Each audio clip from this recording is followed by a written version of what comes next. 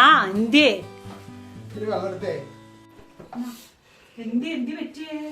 ഒന്നുമില്ല, എന്തൊരു ചൂടെന്നറിയോ?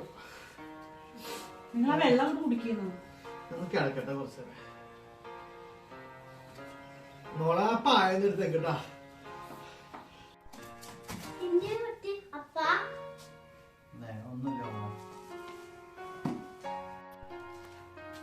എന്ത് പറ്റി നിങ്ങക്ക്? വെയിലൊക്കെ നിങ്ങൾ എന്നും കൊള്ളണതല്ലേ? ഇന്ന് അങ്ങനെയല്ലല്ലോ.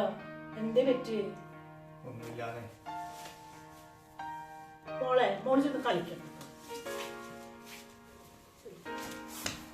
എന്തേ?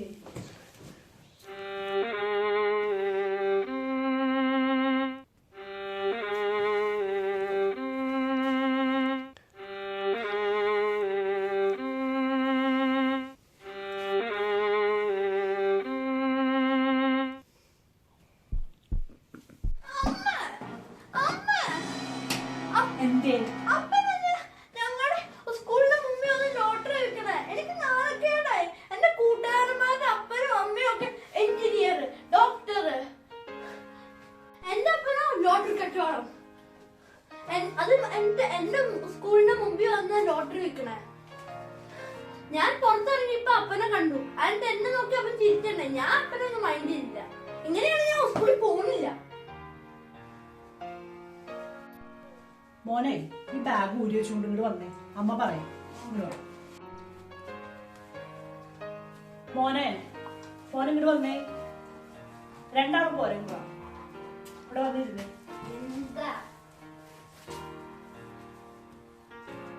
മോനൊന്ന് സ്കൂളിൽ വിട്ട് വന്ന് കഴിഞ്ഞപ്പോ പറഞ്ഞു, അപ്പന അവിടെ ലോട്ടറി വിൽക്കാൻ വന്നു, നിനക്ക് നാണക്കേടാണ്. എന്റെ മോനൊന്ന് ചിന്തിച്ചു നോക്ക്. നിന്റെ അപ്പൻ എന്തോരം കഷ്ടപ്പെട്ട് ഈ വെയിലത്ത് നടന്ന് ആ കിട്ടണ കാശുകൊണ്ട്, ഈ ലോട്ടറി വിറ്റ് കിട്ടണ കാശുകൊണ്ടാണ് നിങ്ങളെ സ്കൂളിൽ വിട്ട് പഠിപ്പിക്കുന്നത്. നിന്റെ കൂട്ടുകാരന്മാരുടെ അപ്പന്മാരും അമ്മമാരും ഡോക്ടറാണ്, എഞ്ചിനീയറാണെന്നൊക്കെ മോൻ നേരത്തെ പറഞ്ഞില്ലേ? എന്നാൽ നിന്റെ അപ്പൻ ഈ വെയിലത്ത് നടന്ന് കിട്ടണ കാശുകൊണ്ടാണ് നിങ്ങളെ ആ സ്കൂളിൽ വിട്ട് പഠിപ്പിക്കുന്നത്. എന്തോരം വിഷമിച്ച് നടക്കണെന്ന് അറിയും. നീ ഇന്ന് പറഞ്ഞു അമ്മോട്, അപ്പനെ കണ്ടപ്പോ അപ്പൻ ചിരിച്ചു, നീ ചിരിച്ചില്ല. അപ്പൊ ഈ അപ്പന്റെ മനസ്സിൽ എന്തോരം വിഷമം ഉണ്ടായിട്ടുണ്ടാവും. ഓരോ മാതാപിതാക്കന്മാരും അവരുടെ മക്കൾ നന്നാവാൻ വേണ്ടിയിട്ടാണ് ഇത്രയും കഷ്ടപ്പെടുന്നത്.